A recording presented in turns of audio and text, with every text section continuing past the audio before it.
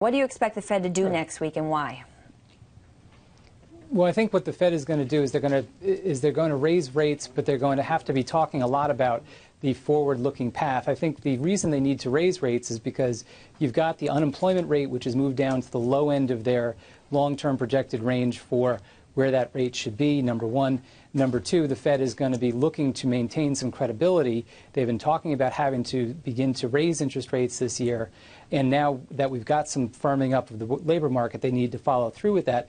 And the third thing is that if they don't move, then there's a question as to if the economy continues to improve as quickly as it has been, and if we get, let's say, a reversal in oil prices and we get a firming of inflation, it could very quickly become the case that the Fed is then seen to be behind the curve. They would have to move more quickly. So I'm not sure, but my best guess would be that they would move next month or next meeting, but then have to talk down forward expectations. All right. Well, I agree with you, Kevin. I mean, I think the evidence is pretty compelling that the U.S. economy is strong enough that perhaps it's time to raise rates to align what's going on in the real economy with interest rates. Spending is up, income is up, unemployment is at 5.1%. But the question, I guess, is to what extent do you think the Fed is going to give consideration to what is happening in the rest of the world? Do you think the global economy is strong enough to sustain a rate hike right now?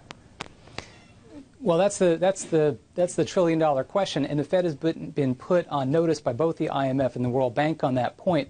I think the real question is how much of the rate increase is already priced in, because over the last year and a half or so, we've had a fairly strong move up in the dollar.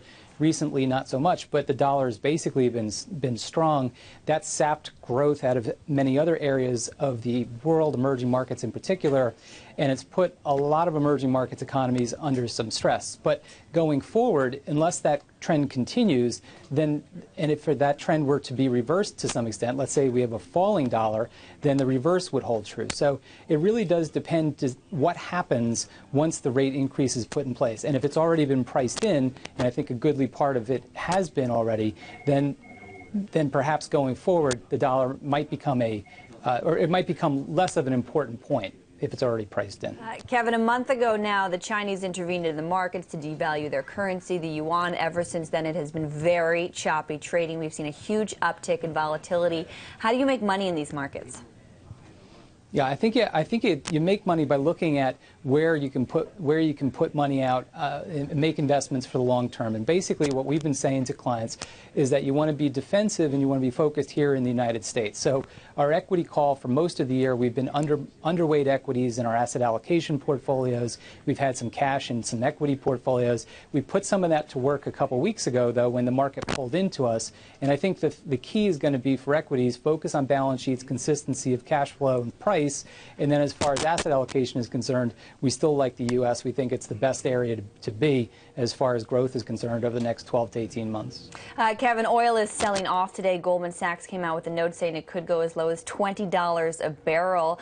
How about energy stocks? A lot of them look cheap. One analyst at Citi just upgraded his price target for Chevron. Are you ready to buy energy?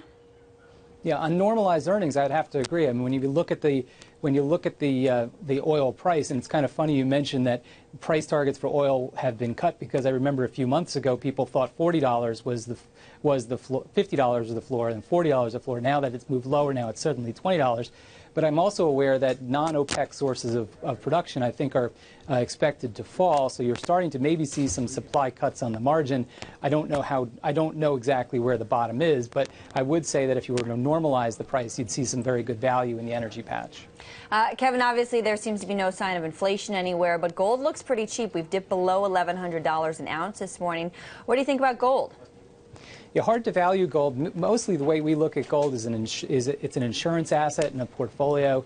If you think about times where the economy was very stressed, mostly because of price instability in the 1930s and the 1970s during the financial crisis, those were all places where you wanted to have gold in the portfolio as kind of an insurance asset.